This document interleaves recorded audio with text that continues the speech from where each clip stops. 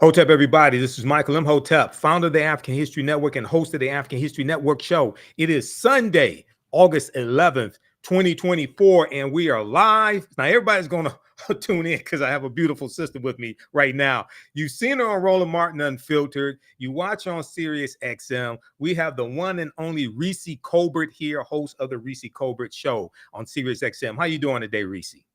I'm good. How are you? Thank you for having me. It's nice to be with you outside of Roland Martin Yeah, Unfiltered. So I good, appreciate the good, invitation. because Roland won't interrupt us. Yeah, so yeah, Oh, yeah. Thanks for thanks for coming on today. Well, look, it's been a very busy day for both of us. We know since July 21st, it's been a whirlwind with mm-hmm. Vice President Kamala Harris announcing she's running for president and President Joe Biden endorsing her. So Yeah. I know you have been doing Reese's Receipts. I know you've been talking a lot about this on the Reecie Colbert show on Sirius Mm-hmm. XM and dealing with fact checking and attacking the disinformation Right. surrounding her time as attorney general of the state of California, as well as district attorney in San Francisco. I've been doing that even going back to 2019, 2020 on the Mm-hmm. African History Network show as well, but you're deep into this. So I wanted to bring you on to discuss this today. Now, Reecie Colbert is a Sirius XM host. She's a best-selling author, advocate, and political strategist who empowers audiences through her unbossed and unfiltered approach. Renowned for political commentary and pop culture analysis, her influence extends to national networks and esteemed institutions. So not only is she on Roland Martin Unfiltered, and she's been on every week. How long have you been on Roland Show?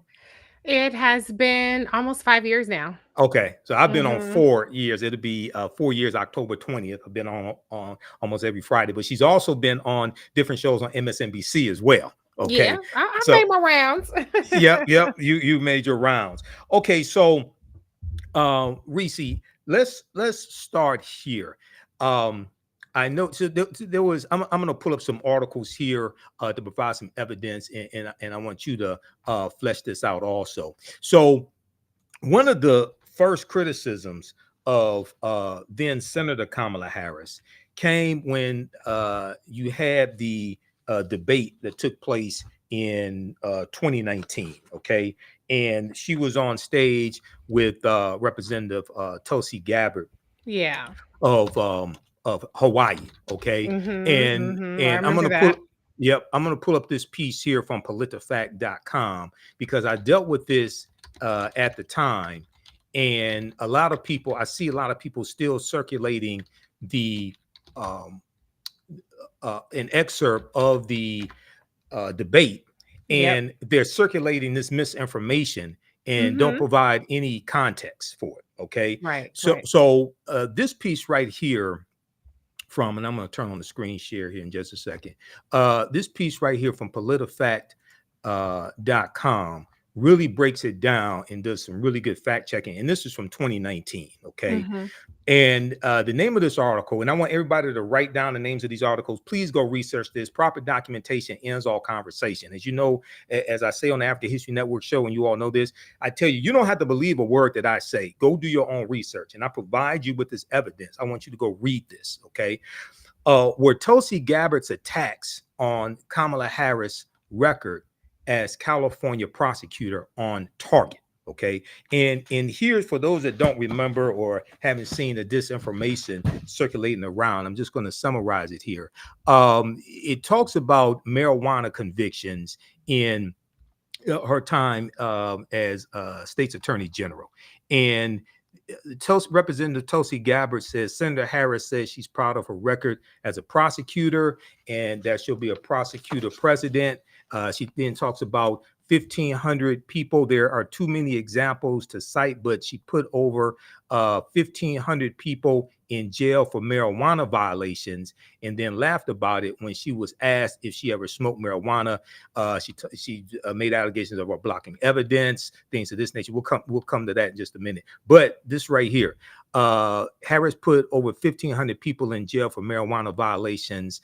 And then this, now the 1,500, the best research shows that 1,500 number figure came from an article from the Washington Free Beacon, which February 2019 article from the Washington Free Beacon, which is a right-wing conservative online news website.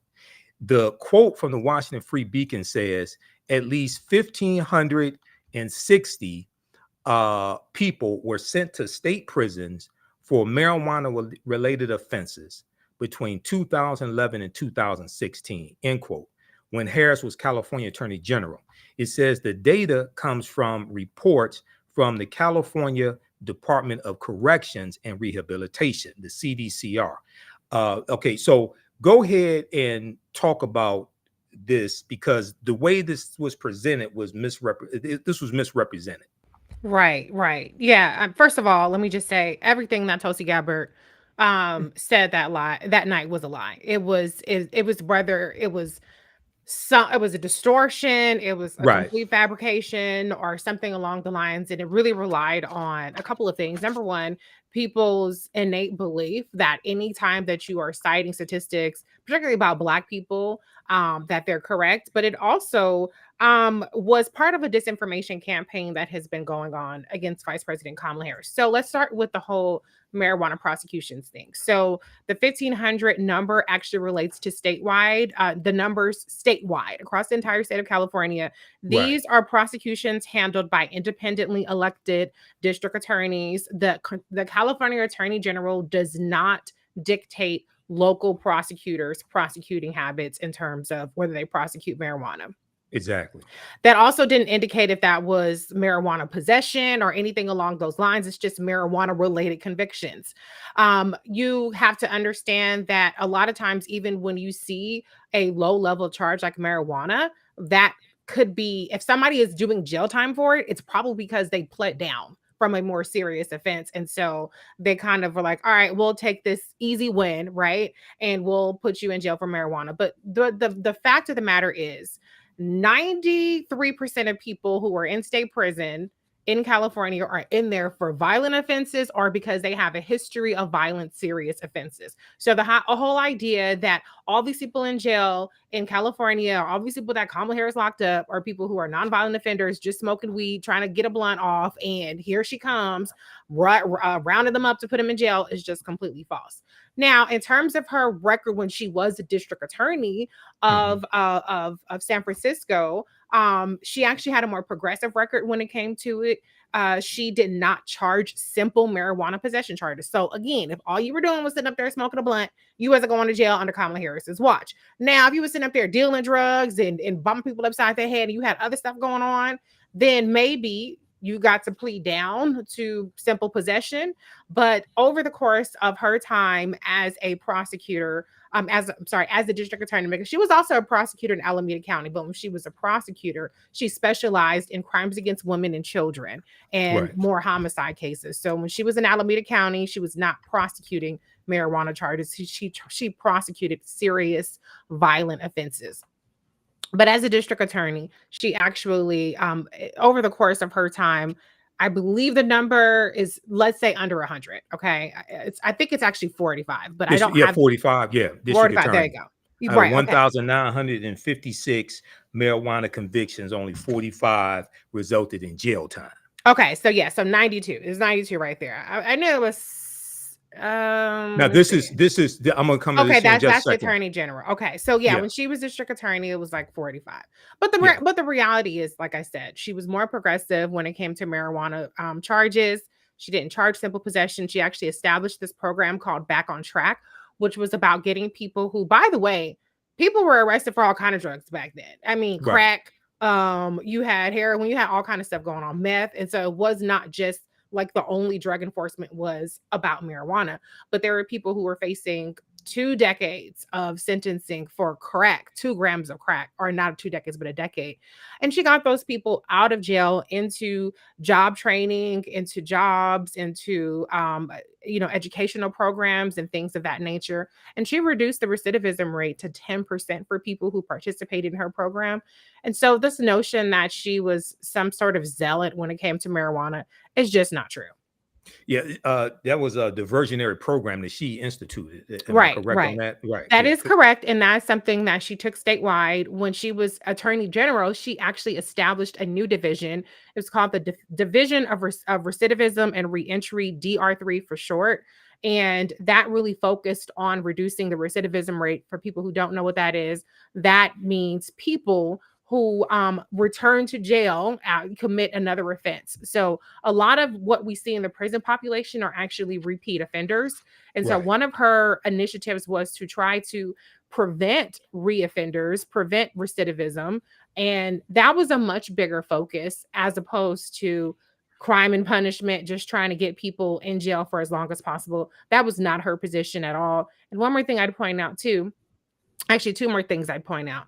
When she was the district attorney, she actually expanded what was called neighborhood courts up to the number 12. So before there was 9, she added 3 additional neighborhood courts. And these are kind of like community tribunals for basically diverting smaller cases out of the criminal justice system into more community-led courts. No jail time. People did community service and things of that nature. So thousands of cases were diverted to community courts, what they were called neighborhood courts, during her time as district attorney. And then as district attorney, the first order of business that she did when she was sworn in was she changed the 3 strikes enforcement to not seek, Hmm. if people aren't familiar in California, if you get 3 strikes, then you go to jail for Three life. That was felonies. that. Three Yeah, felonies. Yeah. yeah, 3 felonies. So if you it doesn't but it didn't matter what the third one was. It was 3 strikes you're out, Right. period. So when she came into office, one of her first orders of business was to change the way that her office enforced that and not seeking that 3rd strike per se, or you know what I'm saying, if it was a non-violent offense or something more minor. Right, exactly, exactly. So she had a lot of diversionary programs, and this really gets misrepresented. And I see disinformation, social media pages that just keep playing the excerpt from Representative Tulsi Gabbard, provide no fact checking, provide no context, anything like that. I want to go back quickly here to this piece from politifact.com. And if we look at this here, it goes on to say, okay, the agency's data shows there were 1,883 admissions to state prison on marijuana offenses during the years Kamala Harris was Attorney General. There were another 92 admissions for crimes related to hashish, a drug made from cannabis resin. Notably, the figures dropped dramatically during Harris' tenure, from 817 marijuana related admissions in her first year in office to 137 marijuana related admissions in her last year in office as state's attorney general. For context, marijuana sales and possession remained illegal under state law during Harris' time as attorney general. California voters legalized recreational marijuana in 2016, the same year Harris was elected to the U.S. Senate and left her attorney general post. Also, now this goes to your point, Reecie, and some things that I've been saying as well. Also, as attorney general, Kamala Harris would not have personally prosecuted marijuana cases. Those cases would have been handled by lower level state attorneys. And this is really what Tulsi Gabbard misrepresented, because she just basically took all of the marijuana convictions during the time that she was attorney general and just attributed that to her office, when the overwhelming majority were prosecuted at the lower level by locally elected attorney generals. I mean, Mhm. district attorneys, locally Yeah, yeah, yeah, elected yeah. district attorneys. Okay. Go ahead and add context. Anything you want to add to that? No, no, no, I think we covered it. Okay. All right. Now, so people, once again, check out this article here from PolitiFact .com. Now, this is one of the free articles. I'm going to show you one quickly here from the Mercury News. It's a really good article, but they want you to pay for it. So when I'm done with this broadcast, I got to pay $1 for this. I ain't have time to go through and setting up passwords and all this stuff. I was trying to. Yeah, but I think we covered it. I mean, the Mercury News article covered what we already said too. Yeah, but I like to show people evidence. Oh, okay. We're going to be here a while, and I only got an hour, Mike. I ain't trying to tell you how no. I want people to go read this later. I'm not. Okay. But the name of this article from PolitiFact is where Tulsi Gabbard's attacks on Kamala Harris' record as California prosecutor on target. So people can go read that. And then also the one from Mercury News. The name of that one is Here's How Kamala Harris Really Prosecuted marijuana cases. Here's how Kamala Harris really prosecuted marijuana cases. And that was updated August 6, 2024. So people can check that one out as well. Okay, now you talked about the how did you put it? Kamala Harris did not oversee California prisons. Okay, yes, this is a big one. You talked about that, and that deals with the Bureau of Prisons in the state of California, and people saying, "Oh, she was in control of that and sent all these black men to prison." Talk about that for a minute, please. So, okay, so the California prison system is the California Department of Corrections and Rehabilitations, the CDCR. The person who is over that is the secretary of the CDCR. The secretary is an appointee by the governor of California. And so during Kamala Harris's tenure, there were three, as attorney general, there were three different CDCR secretaries. All of those people were appointed by the governor. Governor Jerry Brown was the governor during her both terms. She did not go through the full second term, but she was elected twice to attorney general. And so a lot of times when people talk about different policies, they talk about it as though Vice President Kamala Harris set these policies. Oh, Kamala Harris kept people locked up. Kamala Harris did X, Y, and Z. Now I'll tell you what is accurate about the extent of her involvement was the fact that the state agencies and departments in the state of California, they go to the attorney general to represent them in court. Okay, they can't call up Johnny Cochran or Lisa Bloom or some other powerful attorney, Benjamin Crump. Okay, they don't call up private attorneys. The attorney general represents the departments in the state, and so their client is the CDCR in some cases, it's other state agencies in other cases. And so what was going on during the time Kamala Harris was the attorney general, and actually it started before she was the attorney general, is the state of California was under federal supervision because there was overcrowding in the California prisons. So somebody sued. It was like Brown versus Plato was the lawsuit, and as a result of the court findings, they were under supervision to reduce overcrowding in prisons. That's not to say that they were supposed to just let people out of jail, but they were supposed to figure out how to house the prisoner, the people who were incarcerated. And so that's one part of it, right? Then you had legislation in 2011 that was called the Public Safety Realignment Act, which was about reducing the population overall, not just how you're housing the prison, how you're doing prison crowding or whatever. So one of the things that people have said is that she's kept people past their sentences. That's not true. She wouldn't have the ability to do that. She's not the person who is dictating release or whatever as attorney general. She's not overseeing the prisoners. The CDCR does not report to her in any way, shape, or form. I'm sorry, go ahead. No, so it'd be the California Department of Corrections and Rehabilitation that would determine when people are released from prison. Yes, they are the ones who handle the administration of imprisonment or release, right? Not the attorney general. So a couple of things have come out of this, right? You might have heard, and I think actually Tulsi Gabbard tried to say something along these lines at that time as well, that Kamala Harris kept people locked up so that they can have firefighters. All right. So that is completely false. All right. That is completely false. Now, it's a little bit of a layered situation, right? So what happened was, again, so the CDCR is under federal supervision. One of the things that was put forth is there had been this program, a firefighters program. Now, the firefighters program is very dangerous work. And Mhm. so they got paid basically slave wages. But one of the perks was they had the opportunity to get time knocked off of their sentence for participating in this program.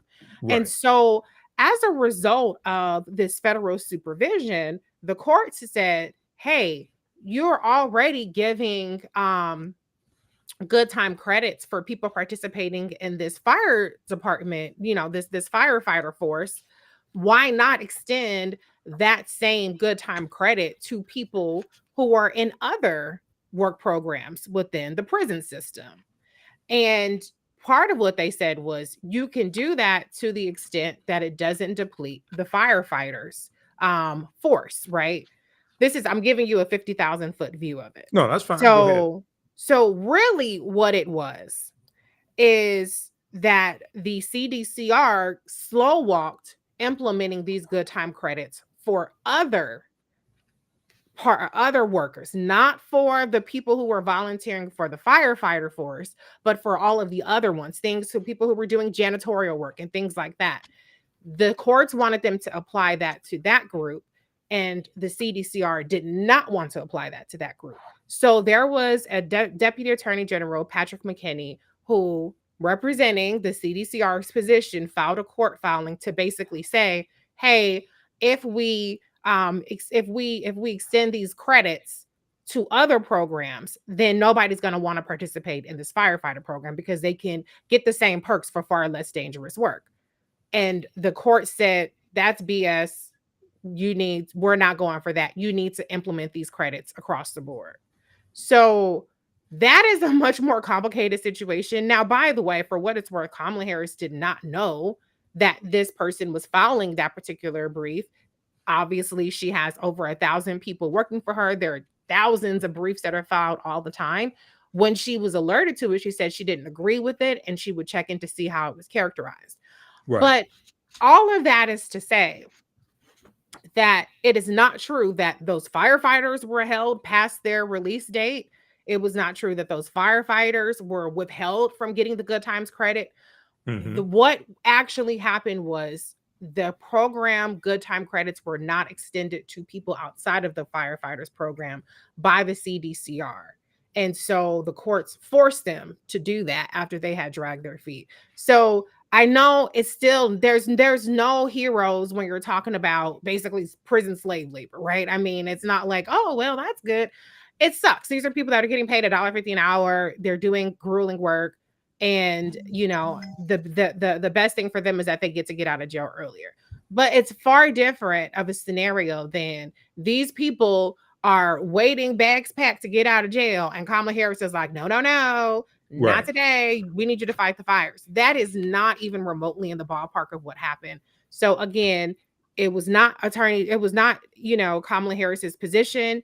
It was a filing by her deputy attorney general. Unbeknownst to her, the filing failed. And nobody was kept in prison past their sentences. It wouldn't have been the case even that it was never a matter of keeping people in jail longer than their sentence. It was always a matter of who gets to get these good time credits. That's what was the issue at hand. But it's been mischaracterized because I just spent 10 minutes explaining that. And so Right. people don't take 10 minutes to explain it, and people don't want to write to that level of nuance. So it just becomes this much bigger thing that sounds easier to describe in 20 seconds as opposed to 10 minutes. Right. I know this week she's releasing her economic policy.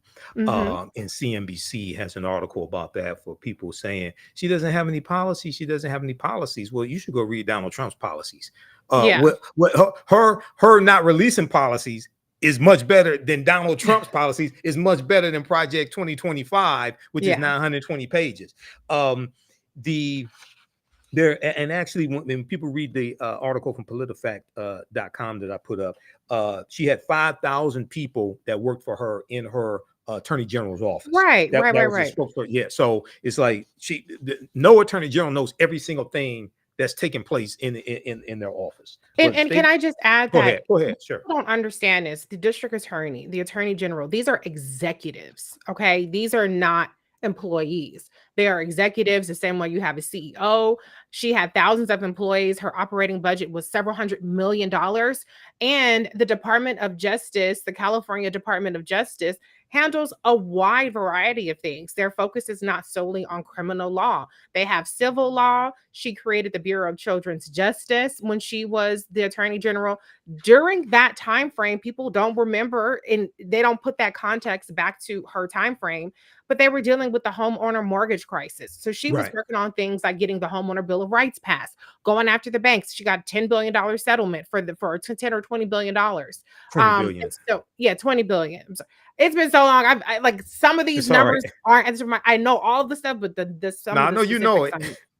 Yeah. But I'm saying what I'm saying is that now it's easy for people to nitpick these very small niche, like obscure things and blow it up to be the biggest thing in the world. But I promise you, at the time, you would much rather have had your attorney general focusing on trying to keep people from getting foreclosed on and evicted from their homes, and trying to make sure that people are not preyed upon by bankers and mortgagers and things like that. And so there was a lot of stuff happening in the country and in the state in 2016 when she became, actually 2010 when she became the attorney general, and so on and so forth. So those were the kinds of things that she was focused on, not these little nit stories that, yeah, if you pull it out, it sounds bad, but that's not the only thing that she had to work on. Exactly. And then, from the 1500 figure from Tulsi Gabbard, then people said it was 1500 black men. Well, when you look at the breakdown of the numbers, it didn't separate it by race. So where do you get 1500 black men convicted on marijuana possession? It's the white supremacy of it. Like I said, it's just people say, oh, she locked up all these black men and it's like, oh yeah, we believe that because y'all just think that black men are criminals. But to that point, I do want to say that listen, Black people are disproportionately imprisoned everywhere, right? Our numbers of imprisonment are always higher than our population percentage. But if you're talking about what happened over the course of her tenure, the Black woman incarceration rate, or population, not rate, I don't want to say rates, but the Black woman incarcerated population dropped by 50%. The Black male incarcerated population dropped by 25%. And so you had fewer Black women and Black men in jail when she left than they were in prison than there were when she came into prison. And so this whole idea that she's out there rounding up Black people to go lock them up is just quantitatively false. Right. But at the same time, Donald Trump in Wisconsin about 3 months ago said that he would give police immunity against criminal prosecution for doing their jobs. He wants to give them basically 100% immunity. Okay. And then at the National Association for Black Journalists, for the interview that they did with Trump, Rachel Scott from ABC News asked him, well, no, it's the other sister who specifically asked him about the case of Sonia Massey. Okay. And he backpedaled from it because she said, how would your immunity from criminal prosecution work for a police officer in the case like this right here who killed Sonia Massey? Okay, he really didn't want to answer the question.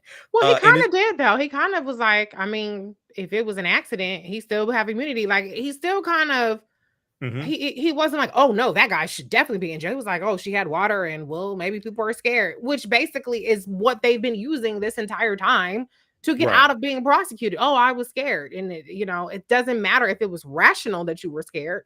It only mattered that you were scared. So he kind of furthered that rationale, which has allowed cops to get away with killing Black people. Yeah, and the other thing, it's important for people to realize he nominated 2 attorney generals, Jeff Sessions and William Barr, who were against criminal justice reform. Oh yeah, I want people to understand this. And William Barr said he did not think systemic racism in policing existed. Okay, so this is what you're gonna get. You're gonna get even worse if he becomes president again. Yeah. Okay. And to be clear, when somebody says that they don't think systemic racism exists in the criminal justice system, what they're saying is that they believe that Black people are inherently more criminal. And the Mhm. disparities that we see are a result of our inherent criminality, not a result of the fact that enforcement is disproportionate, the fact that prosecution is disproportionate, and the fact that sentencing is disproportionate. All of that stuff doesn't exist. It's just that we're more criminal and we commit worse crimes. Yeah, exactly. All right, I want to go to this next one here.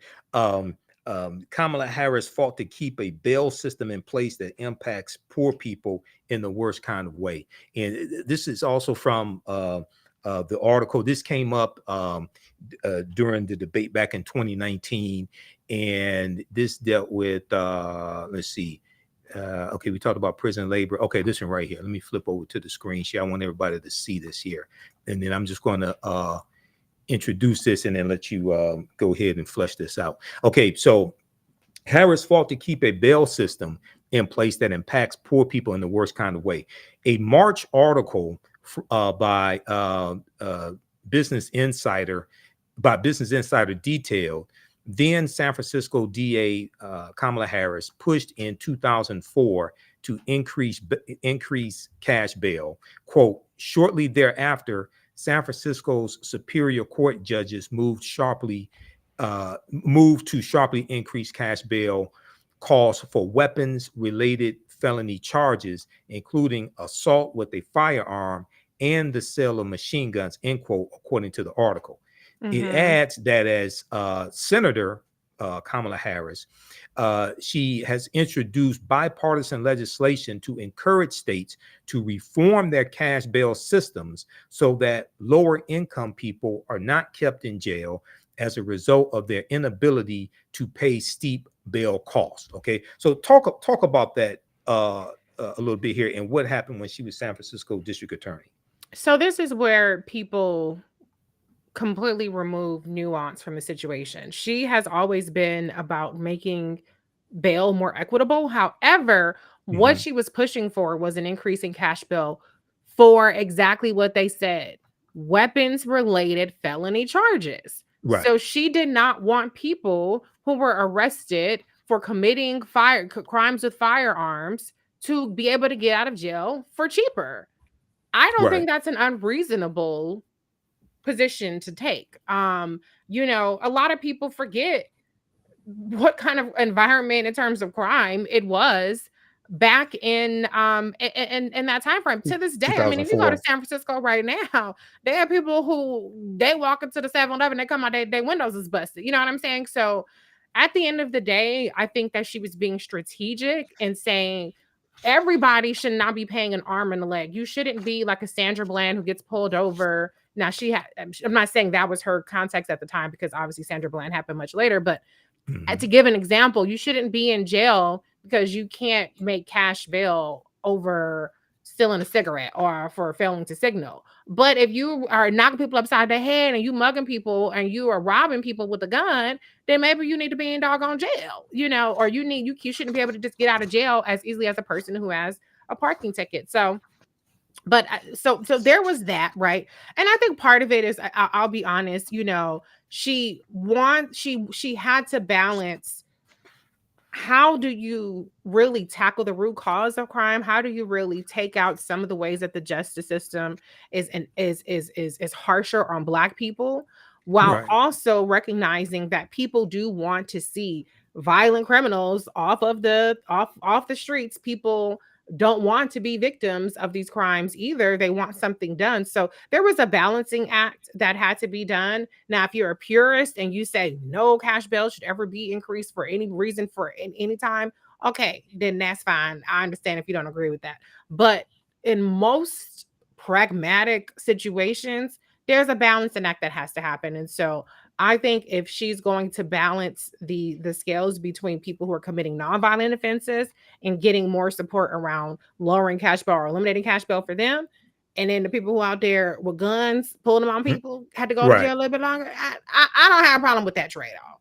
Right. But and the other thing that's important for people to understand, and I think people understand it better now, the role of a prosecutor, because Mm-hmm. you have a criminal running for president, Donald Trump. You have a convicted Right. felon running for president who incited an insurrection on January 6th. And it was Mm-hmm. the FBI who investigated those domestic terrorists, and it was Yeah. the Department of Justice who prosecuted those domestic terrorists. And it's about 1,000 people who've been convicted or they have pled to or pled guilty. So Mm-hmm. this time around, people really see the need for prosecutors, and the Oh and yeah, yeah, and because back in 2019, you were dealing more with this was before George Floyd, but 2020, yeah, 2019, when she was running for president. That was before George Floyd, because George Floyd was killed May 25th, 2020. Okay, so this debate took place in 2019. So people were saying things like Kamala the cop, things like that. But the other thing that people miss is that when Black people are victims of crimes, victims of violent crimes, yeah. rape, murder, Yep, things yep, like yep. this, you're saying you don't want a prosecutor to get Mm-hmm. justice for the victims? Mm-hmm. The prosecutors go prosecute the guilty party. How do you get justice for the victims? Okay, Yes, yes. outside of civil Such a good court, point. no. Yeah, Mm-hmm. you have to, when Black people get killed, you don't want somebody to go to prison. That's the prosecutor's job. And that was something that she talked about when she came into office. There was a backlog of unsolved homicides, right? There were Yes, 75 cases that were unsolved, and she had mothers, Black mothers, in her office begging her, saying, "Nobody cares that my son is she did dead, say and that. somebody has to do something." But you bring up a good point. I mean, Black people are, in addition to being disproportionately targeted by the justice system, we're also disproportionately victims of crimes too.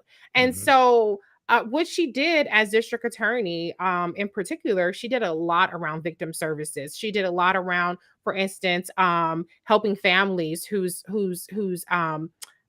family members were victims of violent crime, but for whatever reasons, they could not get the state assistance. And so in San Francisco, she established, getting assistance for those families. She created programs around trauma services for children, around helping people get their homes cleaned up after, violent crimes or whatever kind of crimes have been committed. And so she did so much around legal advocacy for victims.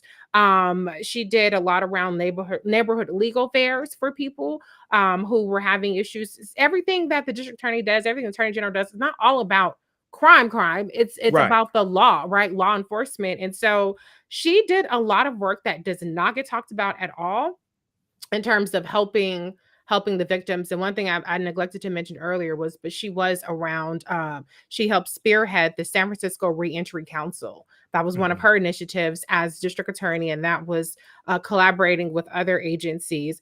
And that's partly credited for why the incarceration rates in San Francisco went down.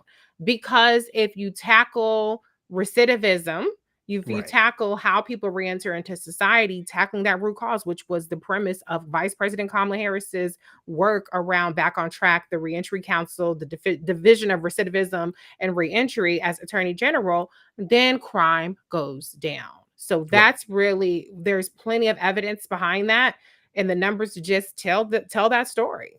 Exactly. And let me say this also. She also co-wrote the George Floyd Justice and Policing Act Yep. that no Republicans in the House voted for. That bill passed Mm-hmm. 220 to 212 in the House of Representatives. No Republicans in the House voted for it. And it was the Black Republican, Senator Tim Scott from South Carolina. He was the one who blocked it in the Senate. Yep. Okay. That's exactly So right. so people really have to understand this. And Donald Trump is not advocating for a George Floyd Justice and Policing Act. Mm-hmm. Not No. only that, his first attorney general, Jefferson Beauregard Sessions III, Mm-hmm. one of the first things he did when he became attorney general was said we need to take a hands-off approach to policing. And Mm-hmm. he stopped the investigations into the police departments, the patterns and practices investigations in the police departments. There were Mm-hmm. about Mm-hmm. 23 or 24 under the Obama administration. There was only one under the Trump administration. Right. Okay. Absolutely. So, And that was something that she did too when she was attorney general. She actually opened up to pattern and practices civil rights investigations into two counties. There was Kern County and the other one, it's not jumping out at me right now, but mhm. these were counties that definitely had some issues with it. And so there's all of these receipts from And when you contrast the two records, it's not just a contrast in their rhetoric, there's actual contrast in what the work is that they've done. So when I've Right. heard people say, well, where did she stand on George Floyd Justice and Policing Act? What do you mean where she stood on it? She wrote the doggone thing. Okay. They don't read. They don't They read. don't. And parts of that, because, you know, like you said, Senator Tim Scott kind of scuttled it, the prior congressional session. But part of it has been implemented through the Department of Justice. The same thing that Vice President Kamala Harris did when she was the Attorney General. She implemented body cameras for DOJ agents and things like that. And so our Department of Justice now, the federal level, body cameras are mandated. They ban no-knock warrants at the federal level, chokeholds, things like that. So the things that were part of the George Floyd Justice and Policing Act that they weren't able to enact through legislation, to the extent that they can enact it through executive policy, they have done those things. Yeah, President Biden signed an executive order on the second anniversary of the death of George Floyd, May 25th, 2022, instituting some of those policies that within his Article 2 powers from the U.S. Constitution, because as I explained to people, the majority of the control over policing is not at the federal level, is at the state and local, based upon the 10th Amendment of the U.S. Constitution. So a lot of these people running around, I saw the video that you did dealing with Amanda Seals and that nonsense she was putting out. I stopped following Amanda Seals on Instagram because she does not know what she's talking about. She needs to stick to comedy and acting. She does not know what she's talking about when it comes to politics. Go ahead if you want. My thing is, I think everybody's entitled to their opinion, but I think that where I question you is when you say that you have these priorities, you have these things that you actually care about, but you're not paying attention to the work being done behind that. Then that's where I'm like, ooh, do you really care? Because if you care, you would be paying attention. If you paid attention, then you would see all the evidence right in front of you. And so I think that I constantly find, particularly when it comes to Vice President Kamala Harris, that every time I listen to people, okay, check, they're rattling things off that are important. And I'm like, check. Right. But when I say that, it's like, oh, okay, now what? Now what do I say? Then it comes out, I just don't like it. Okay, well, we could just get all this other part. But if you look at the actual issues, she checks so many of them, and she doesn't check them for the sake of checking them. She checks them in the sense of the work has been done over the course of her 20 years of being an elected official. Right. And we can have our own opinions, but we can't have our own facts. And I see a lot of people just making stuff up and not even understanding how law works. Yeah, that's the other thing. Okay. Yeah. And that brings me to I'm gonna go to this next topic here. So did you finish the PolitiFact article? Because there was one thing I wanted to address in there, is the whole Kevin Cooper thing. Oh yeah, that's fine. You go ahead and address that. Okay. I got that up here also. I wasn't sure if we had enough time to deal with that. Yeah. So that this right here, I have it up on the screen. Because I know you got to get to the Black women's call and I got to get the Rollins call.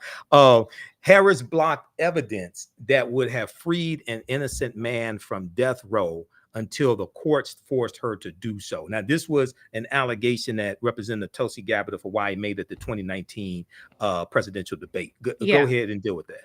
This one burns me up inside for so many reasons. First of all, it is absolutely untrue.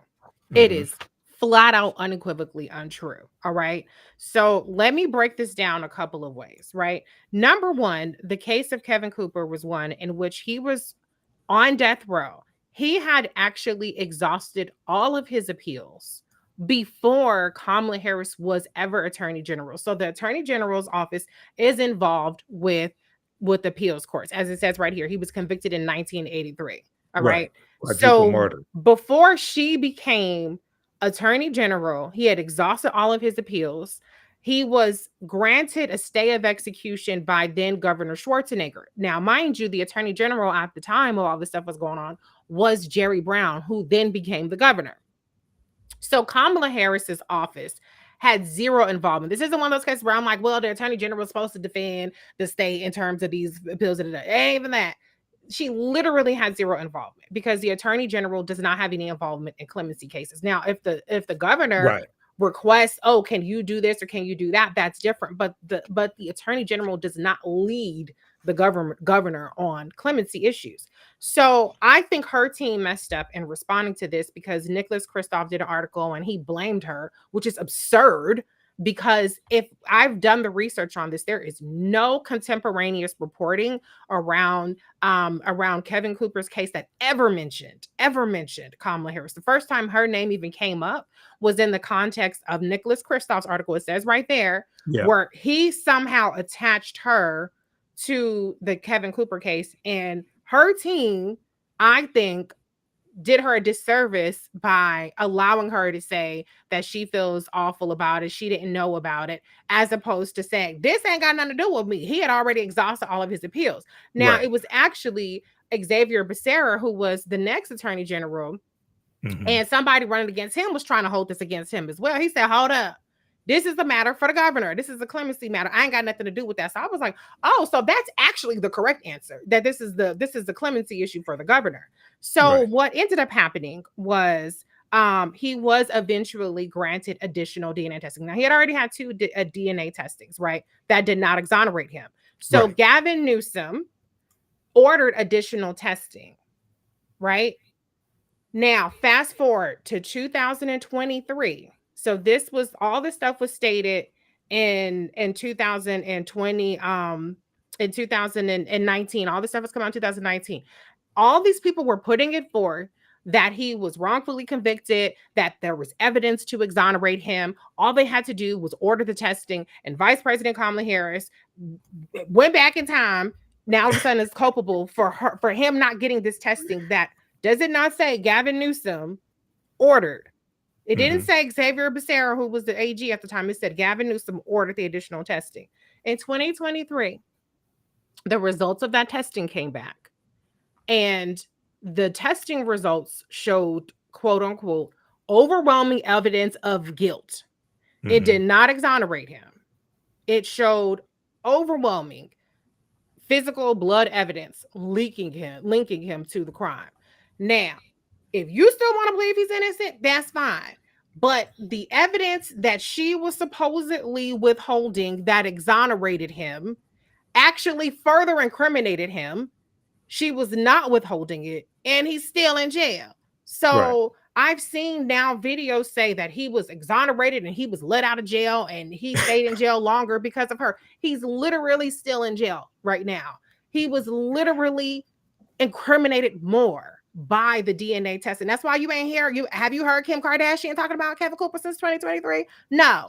All these people that jumped on the bandwagon and said that he was innocent, all he needed was DNA testing, you ain't heard nothing from him. So the idea that she kept this man in prison when she had nothing to do with his appeals, she had nothing to do with clemency, and the evidence that they said would exonerate him, incriminated him more, is absolutely bananas.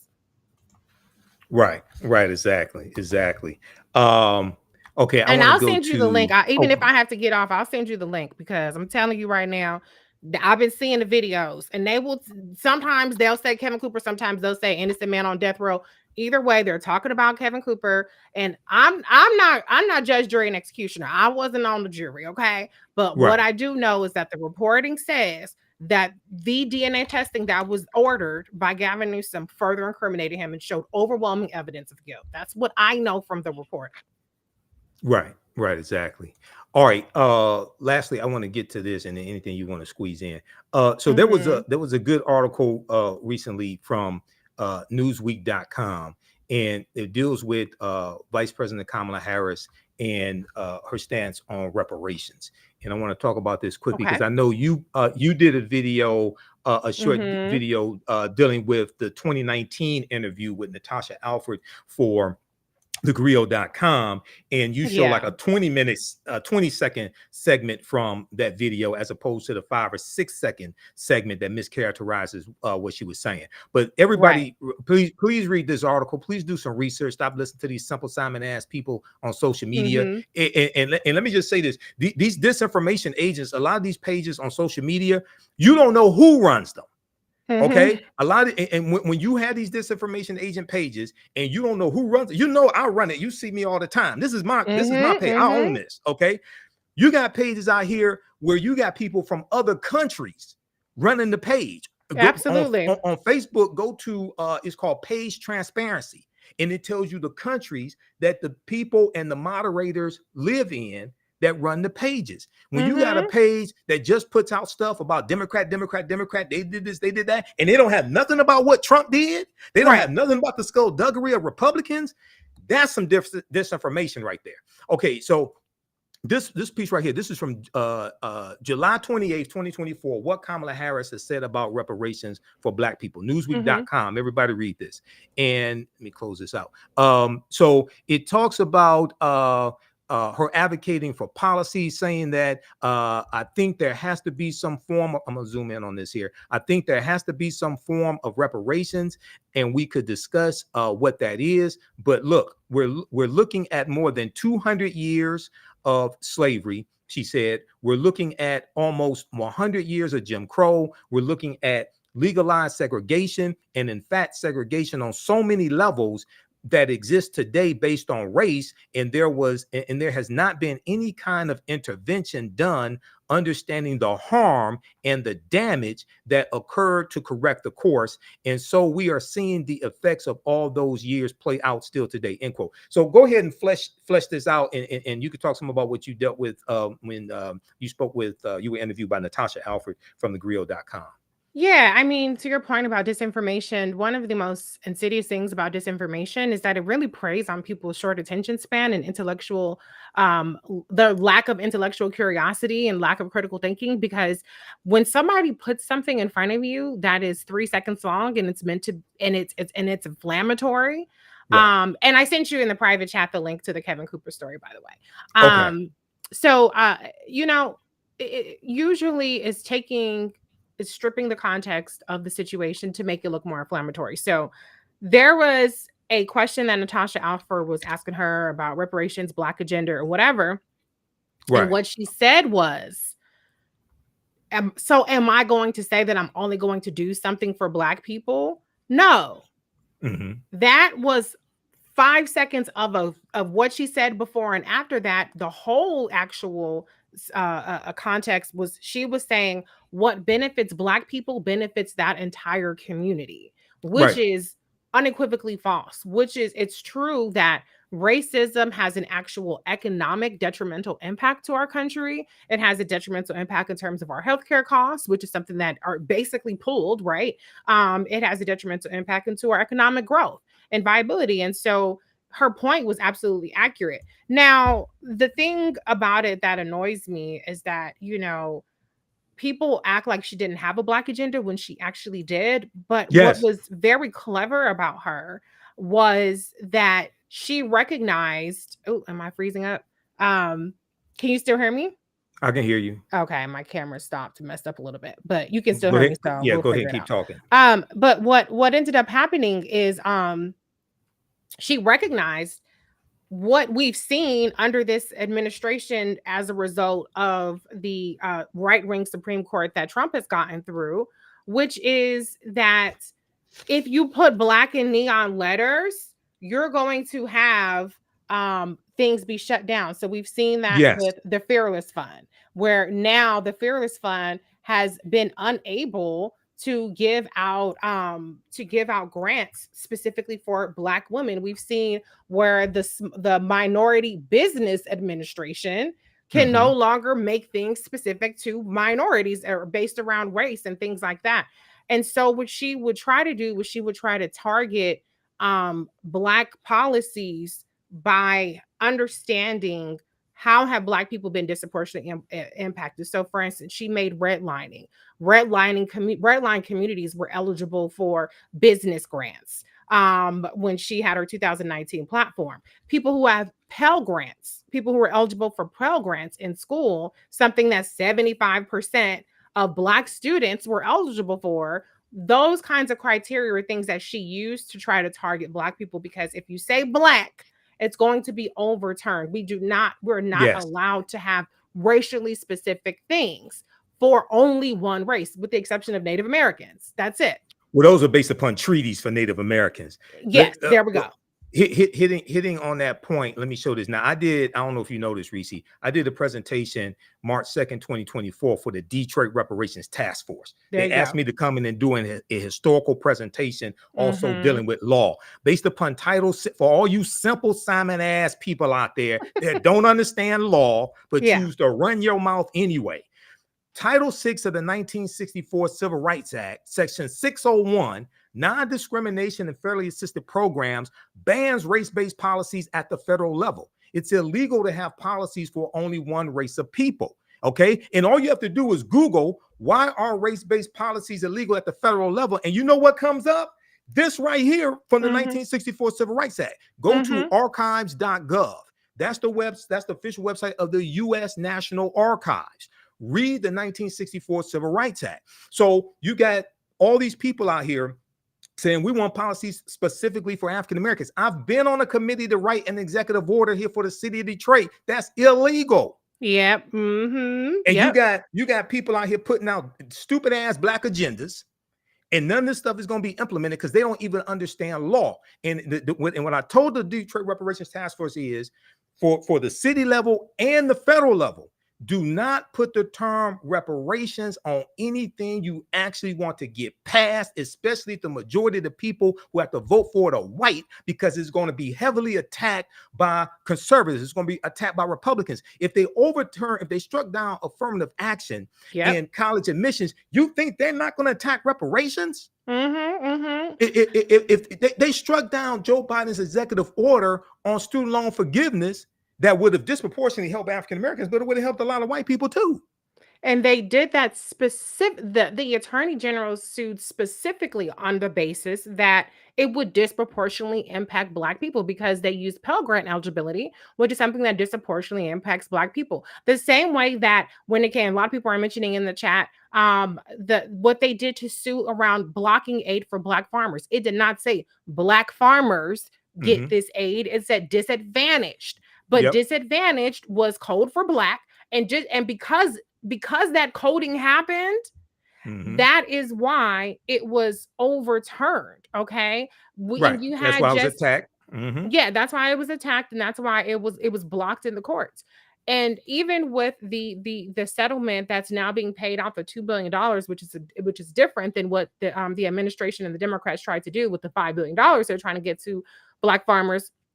JD Vance was just on, I believe it was ABC News. Yeah, he was pointing to this $2 billion settlement for Black farmers as evidence of racism, saying that Black farmers who had been disproportionately discriminated against, that this is an actual discrimination settlement.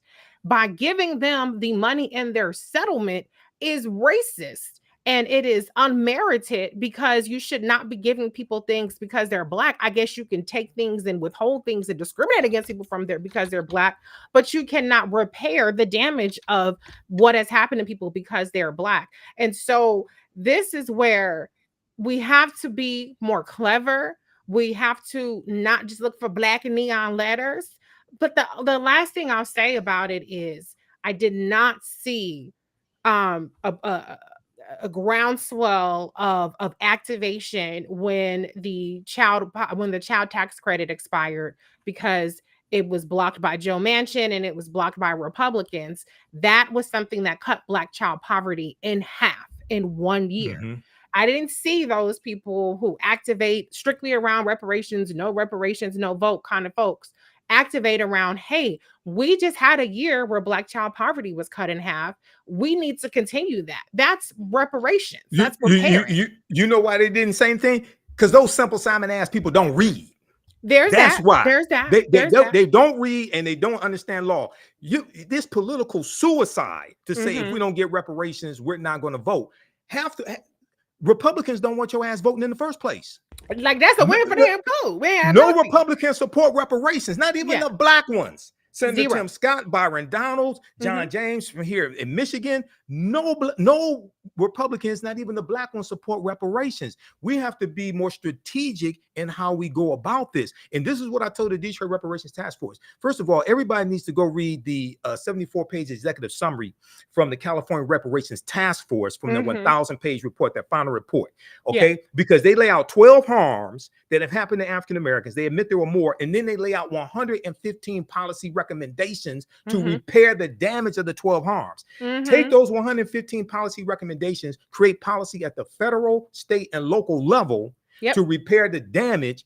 Don't put look, it's illegal to have policies from one race of people, but you can have policies that disproportionately benefit African Americans. And this is what Senator Kamala Harris was talking about here. I'm not going to play the video because I know you got to run, but everybody go watch this because there's too many people putting this BS out here. And the video is right here on YouTube at thegrio.com's YouTube channel. Senator Kamala Harris shares her agenda for the black community.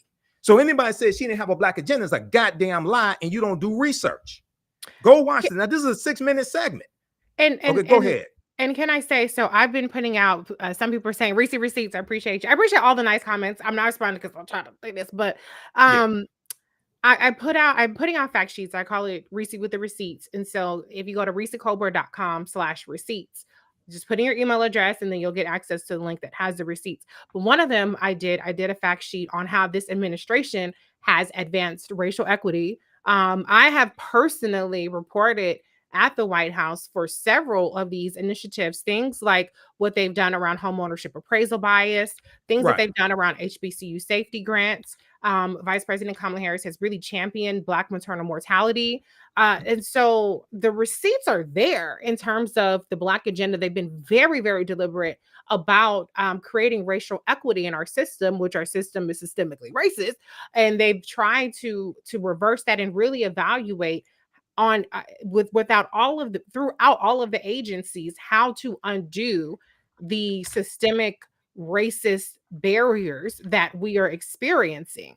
But one last thing I have to say is it's amazing to me how I know you hear this all the time, Michael. I constantly hear people say, look at what the Asians got. The Asians got a bill. The Asians got a hate crime bill. Where is our hate crime bill?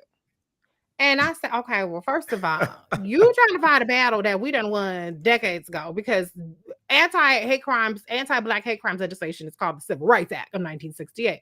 And then it's been expanded again and again. If you go to the DOJ, they actually have a hate crimes legislation thing on there. What you will not see under hate crimes legislation is what is actually entitled the COVID-19 hate crimes bill, right? It is not called the anti-Asian hate crime. Right, it's the COVID-19 Hate Crimes Act, and people can go to Congress.gov and read it, just like every other bill that comes out of Congress. You can go read, and it was not race specific. It applies to Black people also. Go ahead. It was literally assigning a DOJ employee to track data around COVID-19 hate crimes. That's what it is. Okay. And so if you data tracking, there was data collection, that's it. And it provided some grant money in terms of, hate crimes reporting and things like that. Where we're still every year we at the top, the number one victim of hate crimes. So the website I was telling you about was justice.gov/hate crimes. If you go to that, you will not see COVID-19 Hate Crime Act as hate crimes legislation, because it did not actually create a new protected class. It did not change any actual legislation around how hate crimes are prosecuted or anything like that. It provided some resources for reporting and data collection. That's it.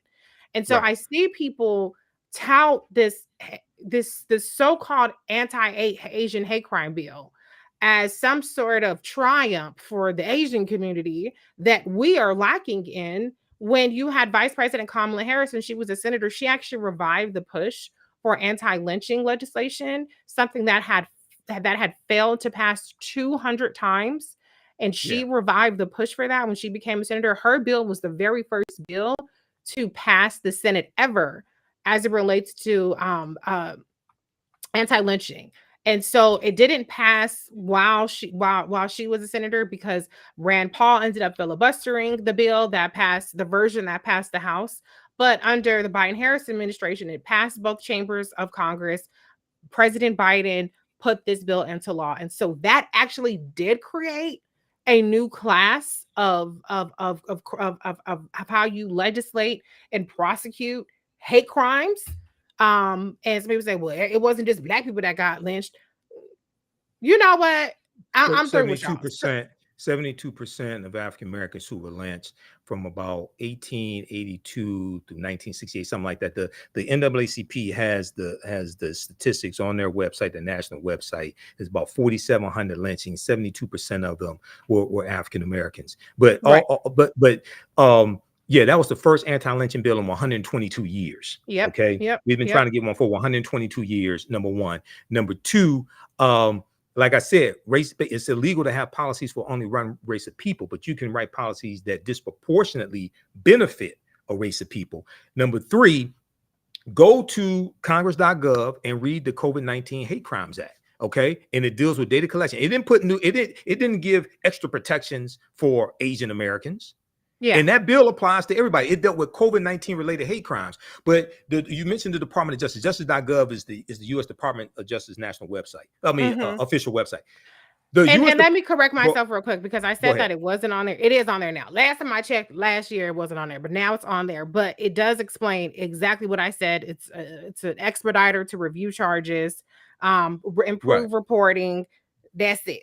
Yeah, it dealt with data collection. Now, the first Hate Crimes Act in the history of this country, as you said, 1968, part of the Fair Housing Act, signed into law by President Lyndon Baines Johnson as a result of the modern day civil rights movement.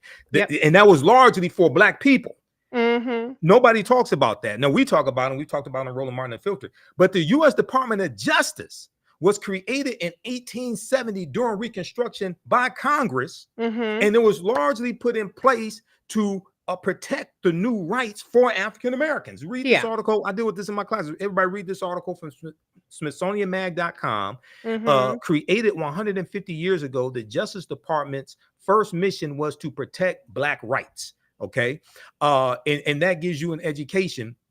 And then lastly, and I'm gonna let you wrap up and let people know how they can get in contact with you and your social media, all of that. I showed this article here from thegrio.com. Now, you talked about equity, the equity initiative. That came from Executive Order 13985 that President Biden signed on his first day in office. Okay, there were 10 executive orders that he signed on his first day in office. One of them was Executive Order 13985, and it dealt with putting in analyzing racism throughout the federal government. And they ended up the Biden-Harris administration unveiled Thursday a massive government-wide action plan to advance racial equity across 90 federal agencies, with more than 300 strategies and commitments laid out by government leaders. People read this article from thegrio.com. Biden-Harris administration unveils government-wide action plans on racial equity. Now, this is from April 14th, 2022. Very few people talk about this. Go ahead, Reece. No, it's true. It's true. So I think what this election is about so much, right? And I just want us to have fact-based conversations. I've heard people say, y'all telling me to trust this. I'm not telling you to trust nobody. I'm not telling you to like nobody. Kamala Harris is married. She ain't on the market. So she's not going to be your prom date. She's not going to be the bachelorette giving out roses. Okay. This ain't about your feelings. This is about facts. It's about policy. It's about the trajectory of this country. And it's about contrast, because be clear, there is a true, you have one or the other. You could go third party, they ain't gonna win. But in terms of, it's going to be either Kamala Harris's vision that's going to be enacted. And for people who say, well, what's her policy? She's releasing it this week, but she's also been the president for the past, vice president for the past 3 years. So if you want to know the policy, just look at what they've been doing already. Hello. But the reality is it's going to be Kamala Harris's vision and what she can enact based on whether we give her a Democratic majority in the Senate, a Democratic majority in the House, whether more Democrats become governors and in one of these, some of these 23 Republican trifectas throughout the country that are screwing people over, what gets enacted is really more so on us than it is on her. But it's either going to be her vision or it's going to be Donald Trump / Project 2025's vision. So you Absolutely. determine what you want. The receipts, luckily for us, this is not a theoretical conversation about well, I don't know what they say this, but we don't know what's going to happen. We literally know what Vice President Kamala Harris has done, has championed for the past 20 years. And we literally know what Donald Trump has done when he was the president. And he's telling us what he will do. You mentioned it earlier, immunity for cops. Yeah. He's talking about, furthering his attack on reproductive rights. There are so many things that they're going to do that are that's detrimental to our community. You may not get everything. Yep. There you go.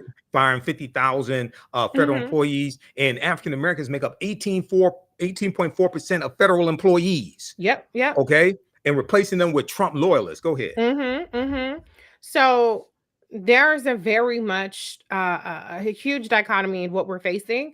You be the judge, but all I ask is that if you're going to come with a critique, have it be fact-based, and when you're corrected on the facts, be open to the correction.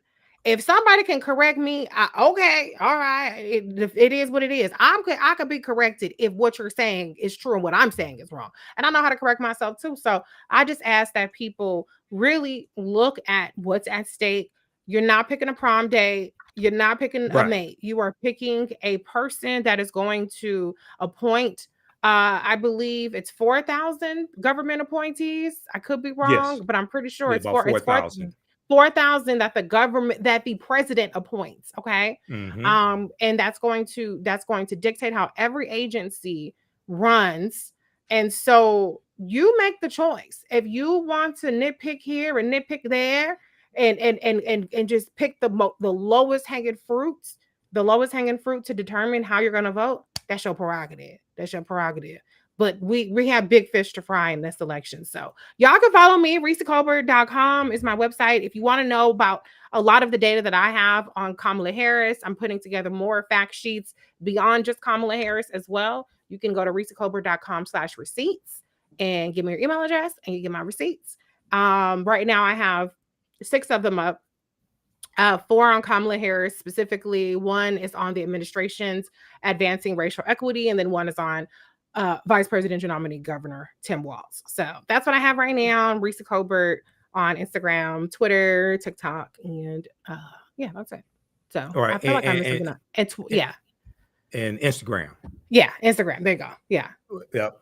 Reecie Colbert on Instagram. That's REECIE. Yeah. You mentioned advancing equity, and I'm gonna wrap up with this because I know you got to run. So this is you hear me talk about this on Roland Martin Unfiltered, and Roland would never pull this up and show it on the damn screen.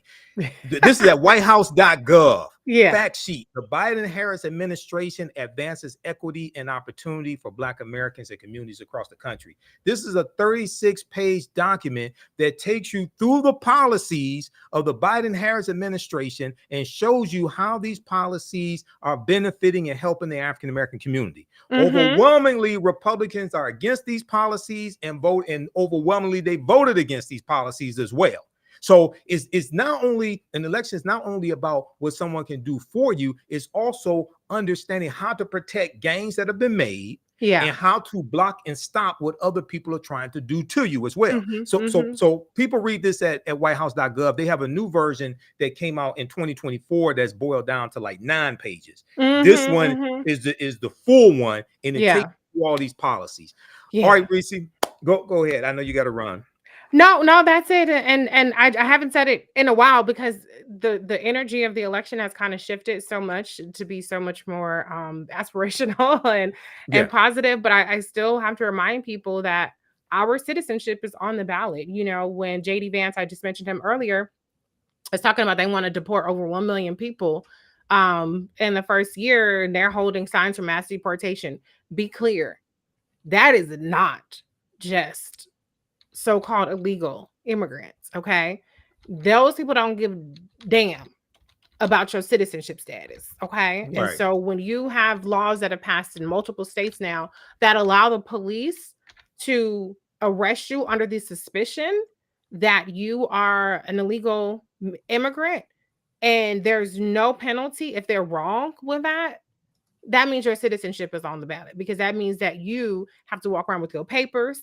And then if somebody looks at your papers and they say, well, I don't even think this is real, then you gonna be in jail. Okay. Because people who are actual legal citizens get arrested for citizenship all the time, for under citizenship uh uh uh uh you know charges or whatever. And they expanded, I believe, under Trump, where the border, right, the border zone where you can operate and enforce border crossings and all that kind of stuff. So Mm-hmm. I think people underestimate how vulnerable our own citizenship is under a Trump administration. And it ain't about whether you're a citizen or not. It's going to come down to whether somebody wants to F with you that day and use the fact that they want to say you're not a citizen as a pretext. Black people, we know everything about pretext, stop and frisk, pretext, driving while black. All of these things become a pretext for messing with us. So be very careful about falling for the xenophobia, falling for the anti-immigrant rhetoric, because they don't believe that we belong here any more than they believe that these migrants belong here. Absolutely, absolutely. All right, Reece, look, I know you got to run. So thanks for coming on Thank today. you. We have to do this again. Yes, Much success to you. And you got to have me on your show sometimes too. So absolutely. Would love when to. is your show air? The Reecie Colbert Show on Sirius XM. When is it It's air? Saturdays. My show is every Saturday, 3 to 4 p.m. Eastern, live. I take calls, 866-801-8255. So if you're ever listening, you can call in to Michael. Okay. All All right, right. we'll do. All right, take care, Reece. Have a good Bye-bye. day. You Peace. too.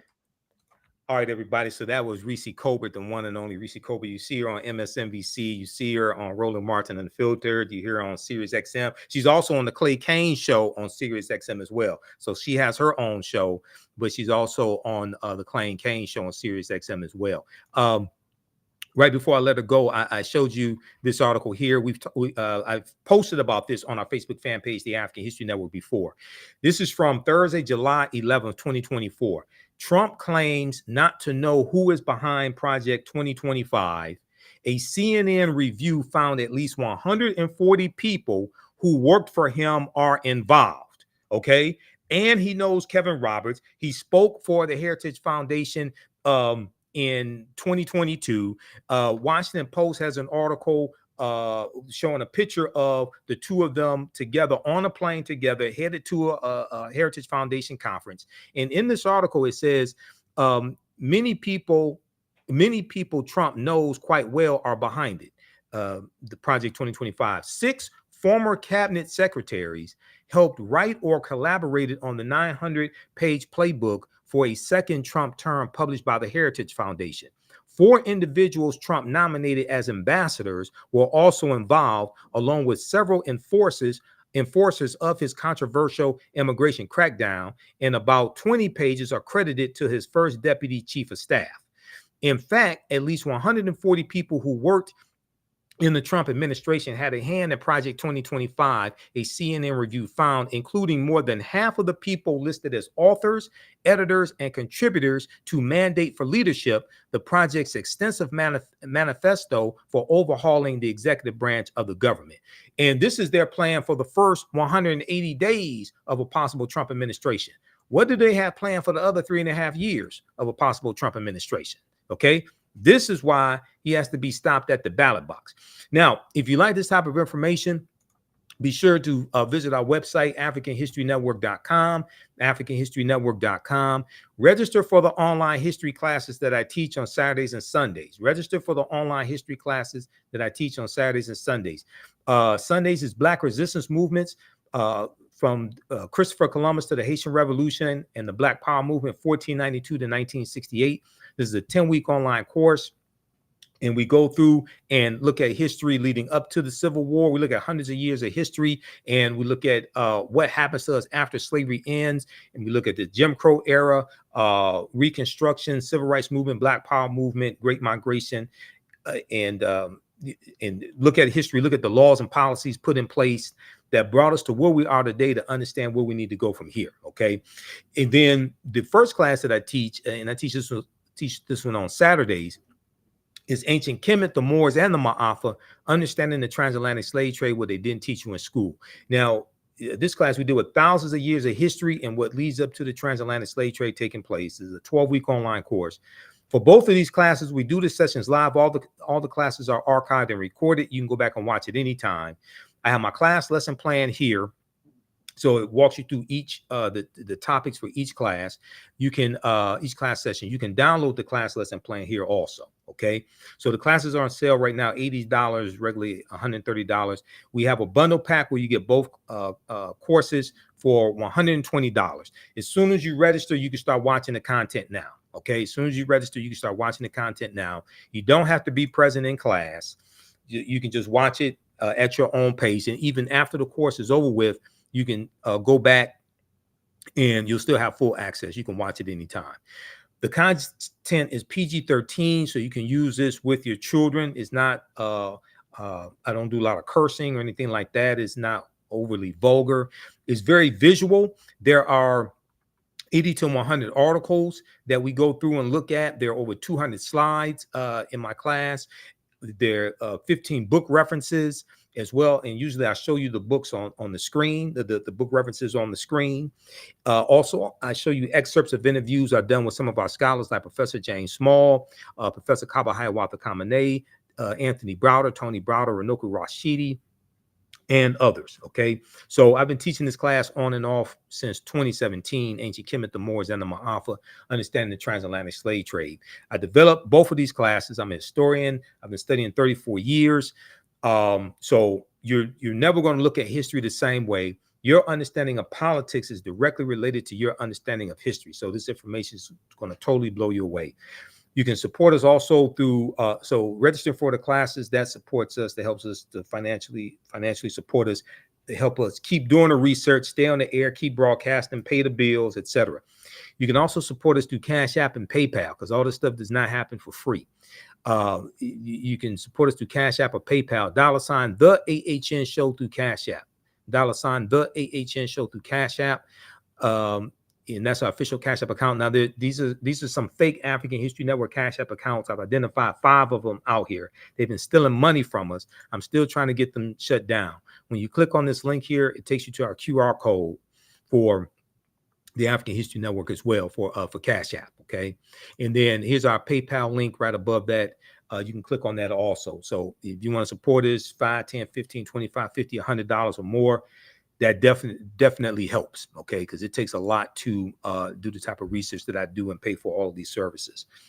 Listen to the African History Network show Sundays, 9 p.m. to 11 p.m. Eastern Standard Time, normally 9 p.m. to 11 p.m. Eastern Standard Time. We did it today earlier. We'll do a rebroadcast at 9 p.m. today. I did 4 hours of radio and Facebook Live with WBLS today, Brother Fatin Muhammad, open lines. We did that 8 a.m. to 1 p.m. Eastern Standard Time today. Okay. 8 a.m. to 1 p.m. Eastern Standard Time. The Facebook Live is on our Facebook fan page, The African History Network. So I shared it there.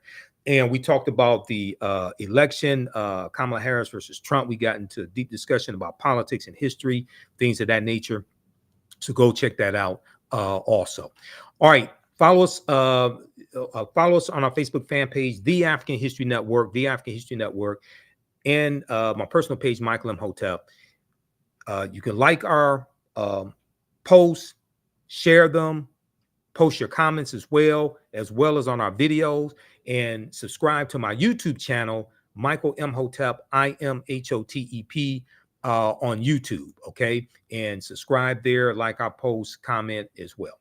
All right, look, we have to get out of here. Remember, at the African History Network, we focus on educating, empowering, and inspiring people of African descent throughout the diaspora and around the world, because right now it's corrects wrong behavior. Watch me Fridays, 6 p.m. to 8 p.m. Eastern Standard Time on Roland Martin Unfiltered. Hopefully he'll stop interrupting me. And hopefully on his Win with Black Men call, he'll get some Sigmas on there. I've been telling Roland, you got to get some Sigmas on there. Okay, Blue Fire Go Mob. Right now it's corrects wrong behavior. It's not over till we win Wakanda Forever. We'll talk to you next time. Peace.